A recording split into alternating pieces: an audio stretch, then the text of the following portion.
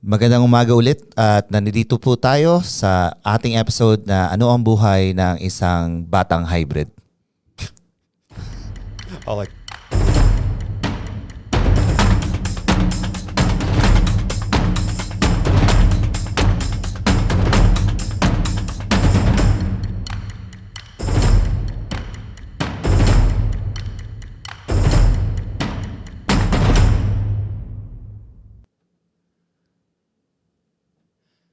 Guys, magandang araw. Episode 9, Pinoy Fitness Show under,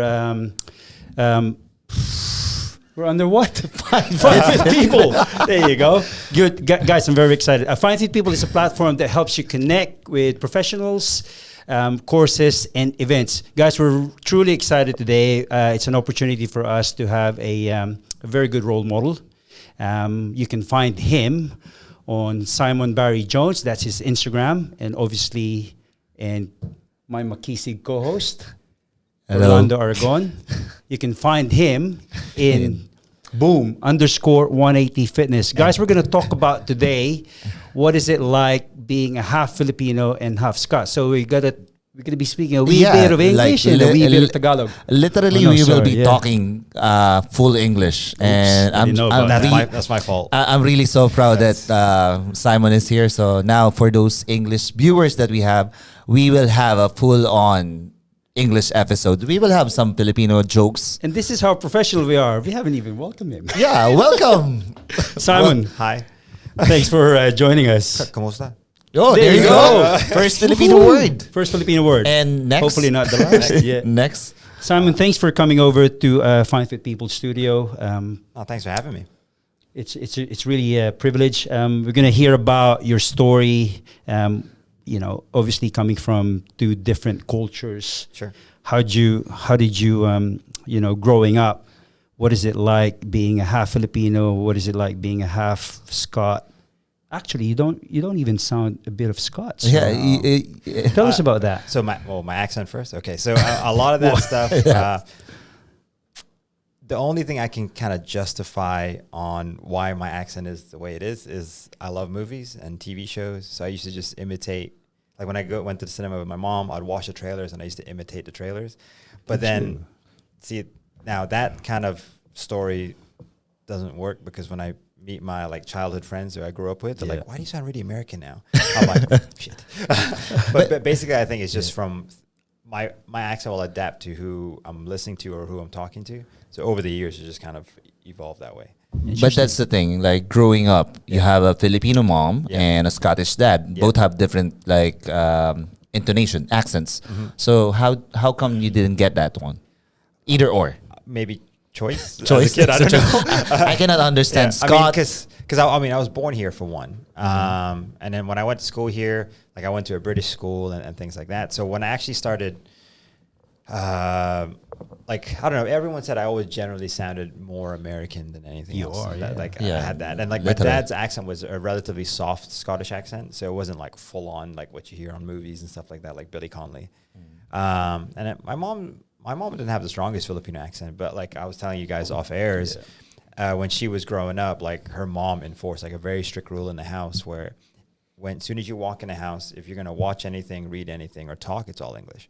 So why is that? I think just because in school, everyone's going to be talking Tagalog anyway.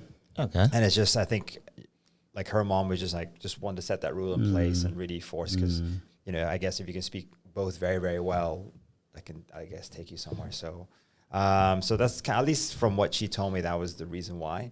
Knowing that, you were born and raised in Dubai, does your mom have a Filipino community?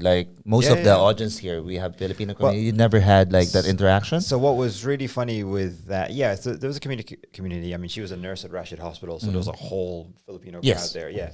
So there'd be social outings and I'd go out with them. And what was really funny is every Friday, you know how you have brunch here? So back then we kind of had family day, which was all the families would go to a certain bar. Yes. So the common one, at least the one I remember, is Jules Bar and Biggles. Those are the two big ones. Jules Yeah. Bar. That's like a long time ago. So all the dads were all like some sort of expat Brit. Okay. All the moms were all Filipino for the most part, and then all the kids were just mixed. So Do you have many friends that are obviously like mixed culture as well, or? I had quite a few. Like growing up, that was kind of people. Some of the guys I went to school with, a lot of them were like a mix of Filipino. So you don't feel indifferent? No, not at all. Like, and for me, it was just, I don't know. It was normal. Like for me, and at least growing up in what I always found is you're involved in so many cultures that you don't really feel that left out. Like when I actually moved to the UK when I was like early 20s, that felt weird for me. And when I was there for about 7 years, like I felt out of place. Why is that? I want to dig into that. I don't know. Like me personally, I always felt, I mean, Dubai has always been home, but it's always been accepting of cultures. Doesn't matter where you're from or where you grew up. It's just, everyone welcomes everyone and you respect other cultures. You think so? I think so. At least maybe the people I hang out with. But then when I went to the UK, it was like, yeah, it's for the most part, it's, you know, I enjoyed it there. But then, I don't know, I would just see people like, at least religions, like forcing things on you. Like I'll go to like, it's a famous street in Manchester called Market Street. And then on one side, you got all the people who like support the Bible, like trying to convert people. And on the other side of the street, you had people who are like supporting the Quran and just trying to, I'm like, why? Just be open and respectful. You don't have to like bash how one is better than the other. Whereas here, yes, it's a Muslim country. And I love Dubai. Like Dubai is my home. Yeah. But everyone, like, it's accepting of everything. Because if you think about it, the whole population of Dubai is majority expats. Yeah, I agree with you on that point because when you mentioned religion, we're not here to discuss about that. But when it comes to practicing your beliefs in your faith, I think that's one of the key features that I respect about considering it's an Islamic country compared to any other Islamic country, which is amazing. And then it's one of the most open. Yeah, exactly. Going back to the reason why I asked you about the accent, because I was questioned like that before. And for me, I grew up in the Philippines. So, but fortunately, I was lucky enough for my parents to afford to put me in an international school. Sure. So when I came out of the Philippines, I didn't know the difference back then. For you, it's been imposed to your household that you speak English. For me, it's the other way around. When I'm in school, we speak English. When I'm at home, my dad's like, you got to speak your language because it's embarrassing and it's unpatriotic if you do that. So he gets annoyed with me when I start speaking English when I'm talking to my cousins like that because I'm trying to practice it.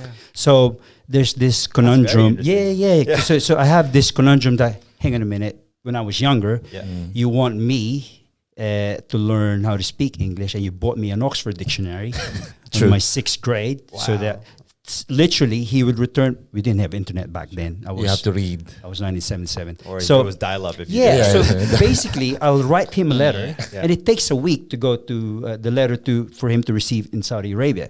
He would literally return the letter, translate that in English. I said, I'm really confused. So now, going forward, when I came out of the Philippines, where did you study? Why do you speak like that? You don't sound like a Filipino. I am a Filipino. When they hear me speak in Tagalog, that's where my real accent comes out. But I just didn't know the difference, how to adapt to that twang.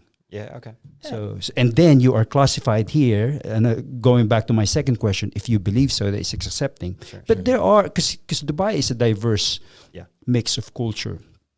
And great if you don't, but for me, I've experienced that. Like you are labeled and classified as you're from here. This is your rate. Why you charge the same as the Australians?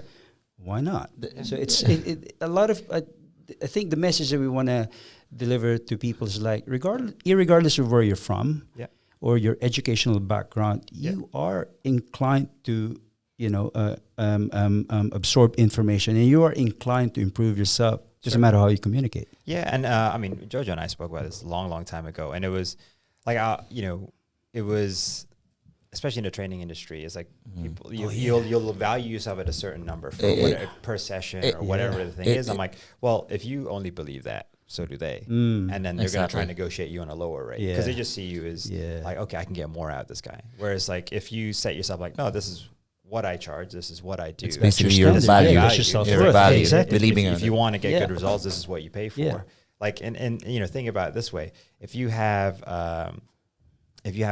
like, which clients do you like better? The ones that are maybe paying you 100 dirhams an hour, or the ones who are paying you 400 dirhams an hour? The 100 dirhams an hour are the most annoying clients. No offense. No to anyone offense there, on that. But it's just like, it's for them. It's not. Sure, It's so not no, one. it's It's not a lot true. of Yeah. money, but two, it's like they're not really invested in making the change. Whereas Exactly. if you're paying Yeah. 400 or 500 a session or a rate per month, I'm like, there's an investment. They're investing in me, and I'm investing in them to help them throughout it, and they're willing to want to make. At the change. same time, we're talking about the quality or the value that you're providing. Like, course. you know your value no matter what kind of Yeah. skin tone you have. Yeah, it doesn't matter. But my question to you now is like, in your industry, if I may say so, let's say, for example, in CrossFit, is that a big factor? Our industry, we work in Sorry, fitness. We're all in the fitness industry. We're in the fitness industry. What I meant is like, Yep. in your chosen field, like he's into CrossFit. You didn't ask that. Yeah. So, is there a big difference, or is there a discrimination as well in terms of like you being a Filipino but you're white, or and somebody like a Filipino that is brown, a hybrid? Is there a discrimination as well, or no? No, as far as I know, no. At least Yeah. from my experience. I mean, CrossFit is generally unique as a fitness program because CrossFit was one of the first fitness brands to open up gyms which are smaller in size compared to Fitness First and things like that. It's a garage warehouse Yeah, concept. but then which, they also one of the first people or companies to charge more per month than other gyms. And they had an idea. It's like, hey, look, it's a smaller size membership base, which means there's more intimate interaction in a sense of like, your members and your clients a lot more. So almost like group PT. And then the whole purpose was high coaching. Versus, if you go to a traditional gym, the membership is technically access and a key card. True. And then if you want extra on top of that, there's add-ons that you can do as a trainer, an online program.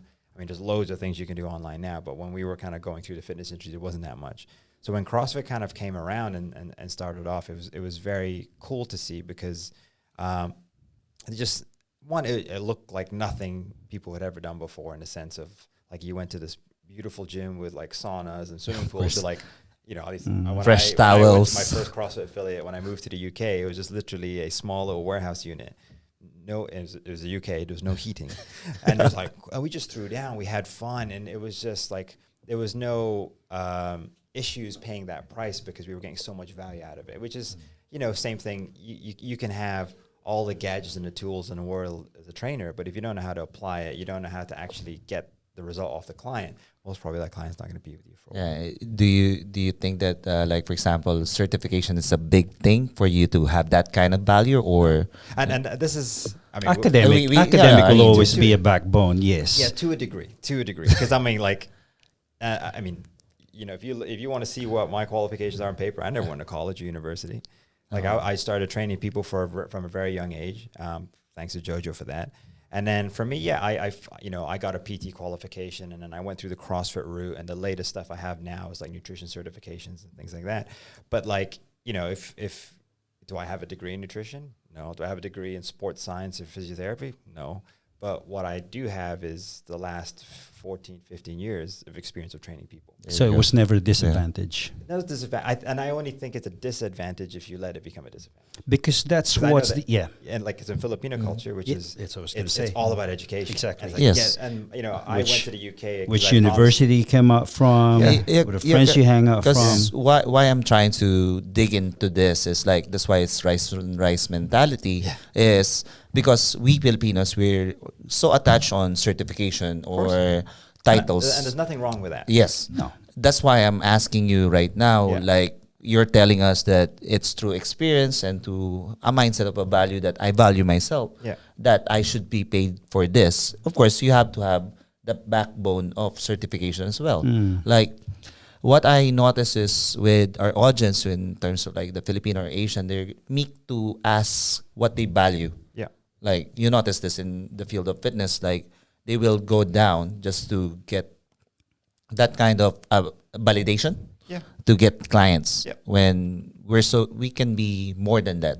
So I want to emphasize that, the education certification is good, but like what you're saying, that your value is also from your mindset and also your experience. Yeah, and like you said, there is a backbone. Yes, have a personal trainer qualification. Well, of course. Like, you need the basics. Like if I wasn't really gonna start telling people nutrition things until I had some sort of nutrition background, and it's something where I kind of slowly really got into just because of that.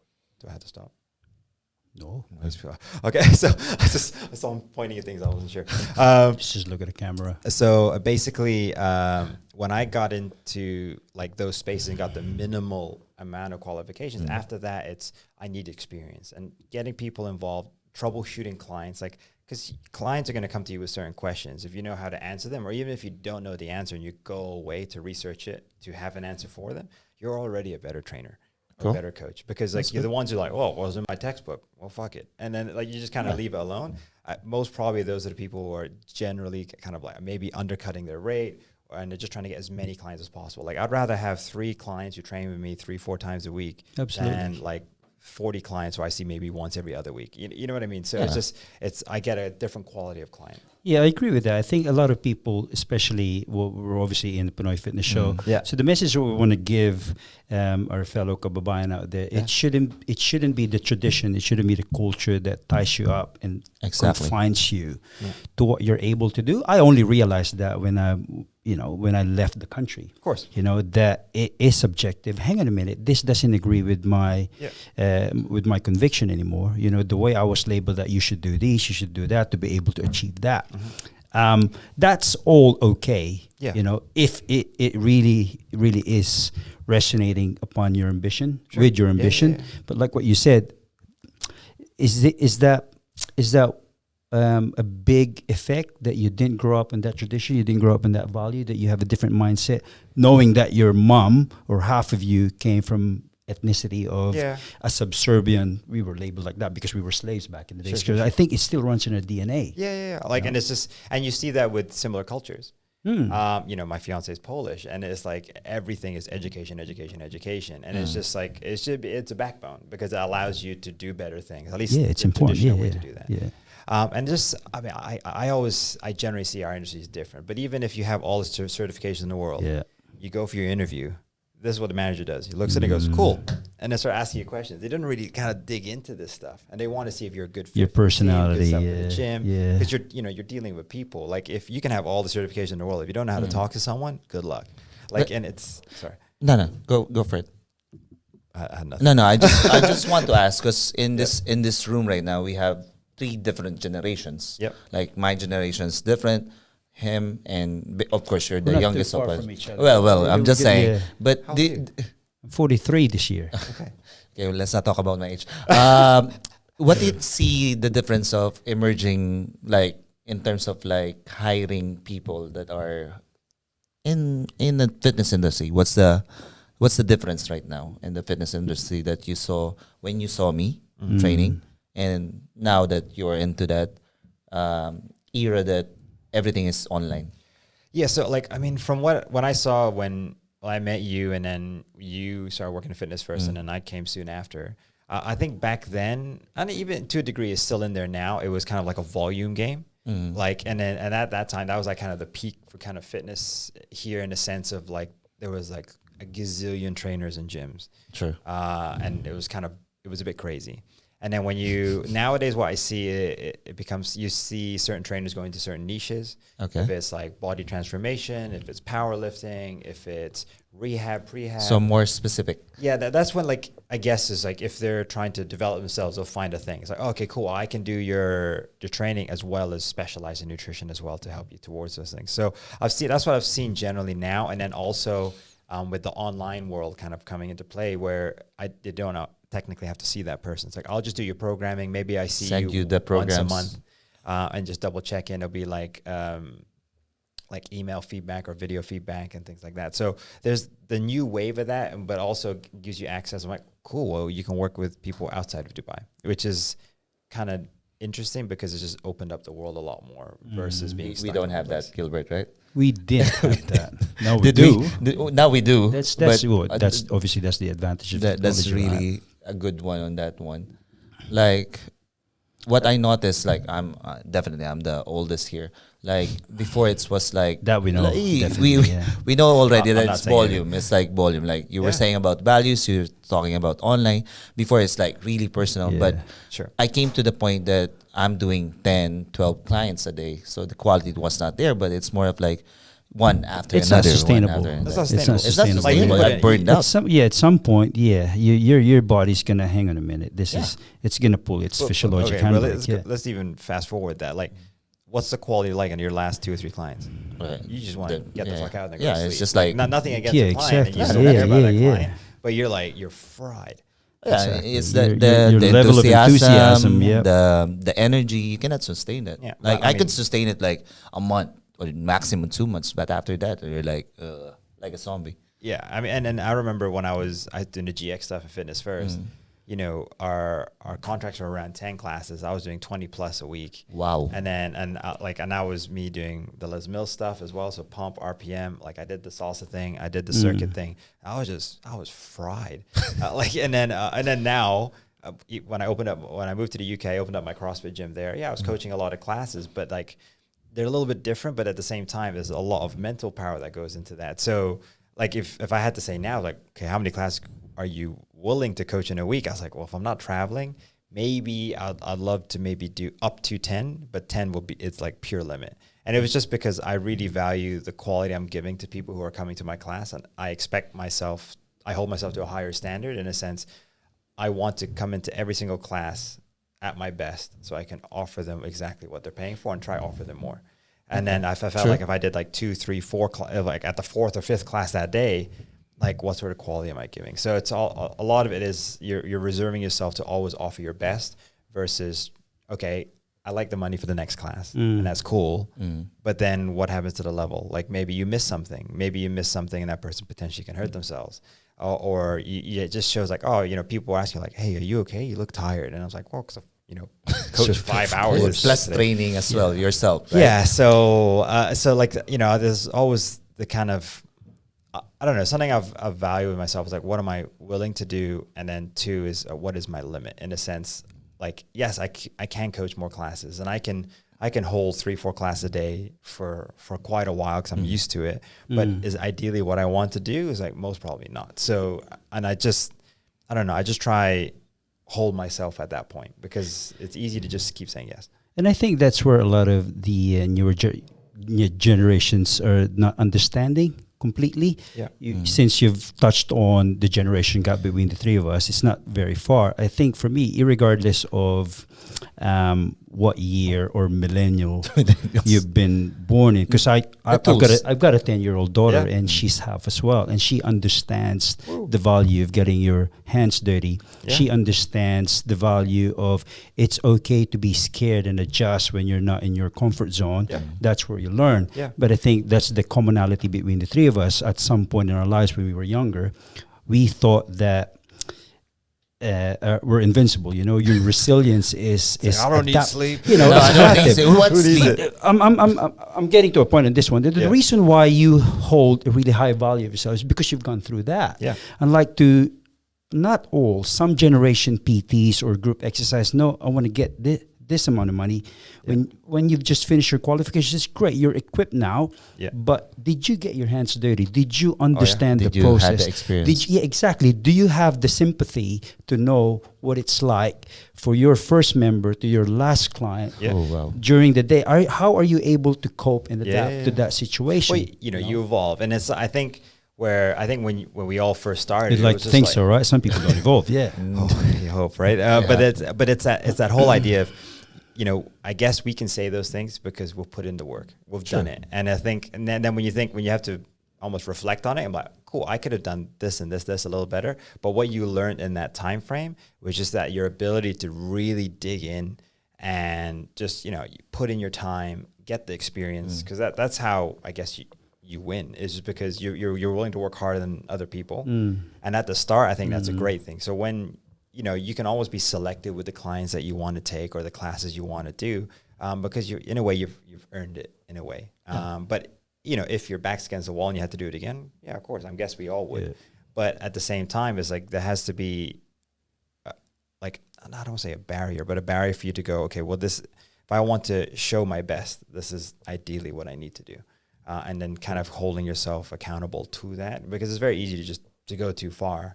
And then, you know, other life things start getting in the way, like sleep goes to shit. You don't eat well, you stop training. And then it's like, you know, we're kind of a showcase of, you know, what our clients ideally You are your own want to be. billboard. Yeah, exactly. And I think so. I think when you start looking after yourself, and I think that's important. And this took me such a long time to learn. It's like being selfish is okay. You being able to focus on yourself to give more to others, that's powerful. Versus my outlet has always been helping people, but I went so far with that I lost myself, but also I didn't care about myself anymore. And then, so basically, it's just your clients. I'll do anything for them. And then, but then, you know, they would try help me out with things. But then I was like, no, it's all about you. But then when I made that switch to go, well, I need to give a shit about myself. I need to look after myself, and it's okay to say no to things sometimes and do what I want to do. Like, you know, some days I'll say I'm busy, but what am I really doing after travel and things like that? I don't really want to talk to anyone. So I need to just stay home and recharge. And then so I can go back out and do a better job next time. So this. Like I put myself in that situation where like, okay, well, what do I really want to do? Who do I really want to hang out with? Who do I want to train? And I think as trainers and coaches, I think going, who do you actually want to train versus I'll train anyone? Because I'm sure everyone's had clients they don't really like. Like, let's be honest. That goes to us as well. Yeah, right? I was just going to say, Simon, correct me if I'm wrong. I think that's hearing in between the lines of what you're saying. I think coming from where we're from, it's I think it's in our DNA that you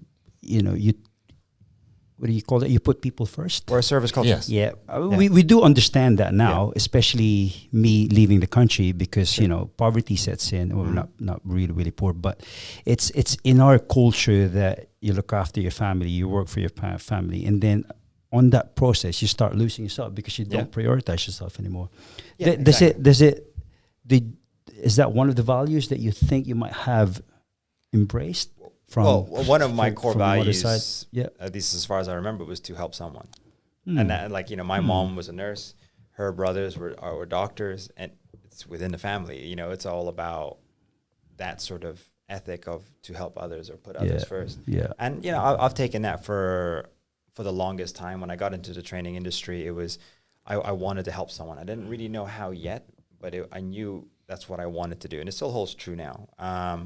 I've just found other ways, in a sense, to protect myself, to be able to give more versus giving everything away and almost having no identity to back that. So you know where to put the brakes on. Yeah. Well, the follow-up... You care about your time. The follow-up question on that is like, we have people here that are listening that are also in that stage that we cater to people, and like what you said, family first. What would be your, I can say, essential tips, let's say 3 or 4 tips that they should be able to, how do they go ground themselves? Sure. I would say ground themselves, not to go over what they cannot do. Well, I mean, one of the things is just take time for yourself. So whatever that is, if it's to go for a small walk at the end of the day or wake up a little bit earlier before your first client, and just like, if it's whatever, what is something you want to do to get better at? If it's to study, if it's to watch, like, you know, or listen to a podcast, whatever it is, just go take the time for you before your day starts. And then also, like, what are your priorities? There's a really well-known book by Craig Ballantyne called The Perfect Day Formula. And it's basically just sets up your, like, how do you set up your day for you to completely kick ass, whatever it is?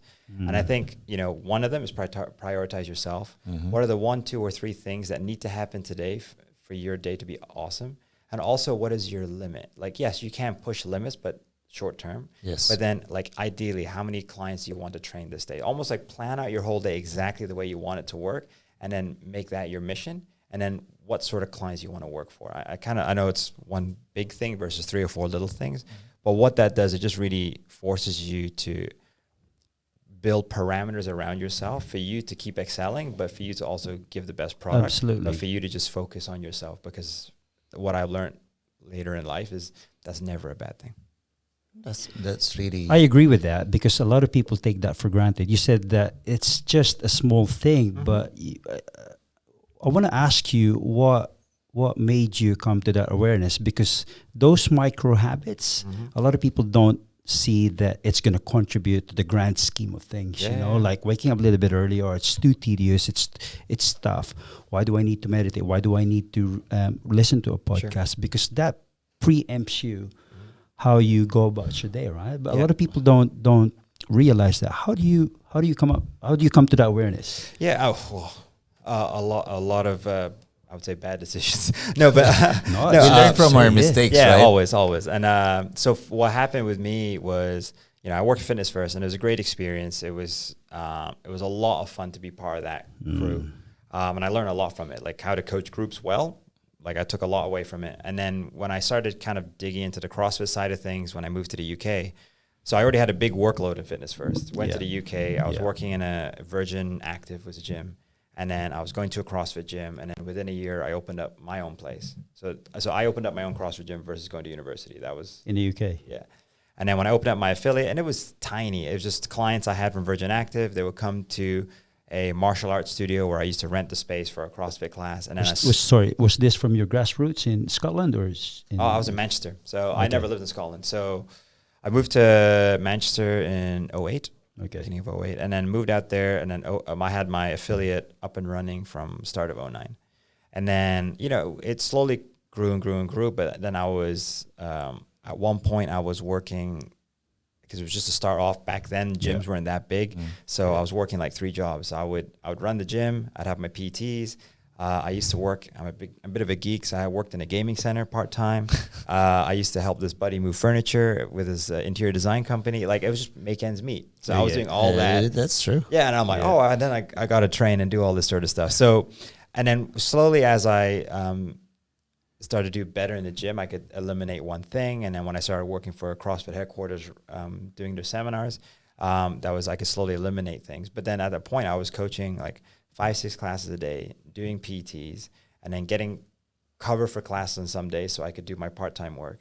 Wow. And then on the weekends, I'd fly out to do a seminar, come back Saturday, Sunday, or the weekends in the UK. So I'd come back like 3 a.m. Monday, and I'll be in the gym 6 or 7 coaching a class the next day. So like at some point, I'm like, something's got to give up. But then at this point, if you looked at me back then, I always joke around. I didn't really give a shit about my appearance. I looked like a fat Harry Potter.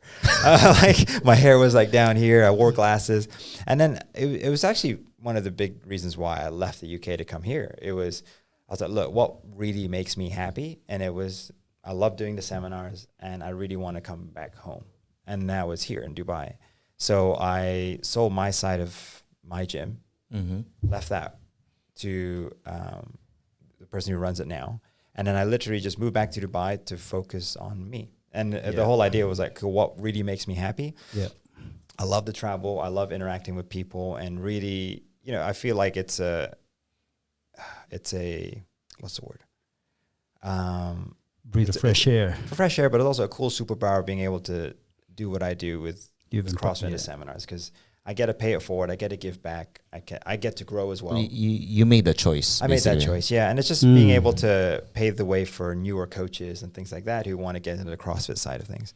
And then from there, being back here was like, cool, what things make me happy? What do I want to do? Who are the people I want to hang out with? Who are the people that hold me to a higher standard? So I have to keep up with that standard. And basically it was just that decision. I'm like, really, what really makes me happy, and just going and doing it. Which is so cool, because like what he said in the beginning, from that kind of like challenges, mistakes, he learned that I don't want to do this. And there's no regrets. Yeah, I mean, there's no regret. It's just experience. So he went from doing all the stuff that we are also doing, and then he just made a conscious choice that this makes him happy. Now he's more productive. He's more happy. And we're glad that he's here with us. This goes back to obviously how we were raised back in the days, right? And then that's the reason, hence the title "Rise is Rise," because for all our audience, if you don't know, it's like a punchline of a joke of a half Filipino, half American comedian. Basically, he tries to break this mentality that irregardless of what your parents, your society dictates you to do, it always goes down to what makes you happy. So happiness, passion is basically the main drive. It is underrated or overrated, which a lot of people take for granted, because that's the reason why they're miserable. That's the reason why they don't know where they're going. That's the reason why they don't have that motivation. That's the reason why a lot of people commit a lot of mistakes, because they don't arrive in a favorable outcome, because lack of clarity and passion and love for what they do. They don't fight for it. Yeah, and I'm a huge Tony Robbins fan. Like, people either love him or hate him, but like him, and I used to work with one of his coaches for a while, like a performance coach, and changed my life completely. And he has got the 6 human needs, and the first 4 you can get in good or bad ways. But if your needs change to the last 2, it like you're on this another level. And basically, the first 2 are... Could you share with us that 6 needs very quickly? I'm going to try pull it out of my head right now. Right, so you have certainty and uncertainty. Certainty, you like things a certain way and structure, and like if I move one thing, you go a little bit crazy. Uncertainty is the complete opposite. They're the adrenaline junkies. They live life on the edge. Let's see what happens. Like fuck it, let's just see. Let's do it. Yeah, and then you have love and significance. So love is like you can get that in good or bad ways. Think of people who are always chasing it in good and bad relationships. Like you can get a dog and unconditional love, you're all set. And then significance, how do you be significant? Someone who gets a tattoo on their head, they're significant. Like, they get a piercing through their nose, they're significant. Yeah. So you look a certain way. What make them important? Like, it makes them feel different. It's unique. Like I can hold a gun to your head. I'm very significant right now. So those are the first 4 human needs, and you can get them in good or bad ways. Okay. The last 2 are growth and contribution. Wow, he memorized everything on that one. This guy changed my life. I got to. But if you live it, it's easy for you to express. And it's like, right? if you're not growing, you're dying. Like, absolutely right. That's why it's only evolving and movement. Yeah. So priority for me has always been learning. Learn something. I don't care what it is. If it's, I'm going to listen to the Joe Rogan podcast. I'm going to dive into my nutrition stuff. I'm going to have a really good conversation with you guys. I'm going to take something away from that. So I'm always trying to grow, because that allows me to give back more. So that also stems from, it's okay to focus on yourself, because what you can do is you can give back more, you can help more, you care more. That's going to be your extension. Yeah. Well, we have so much.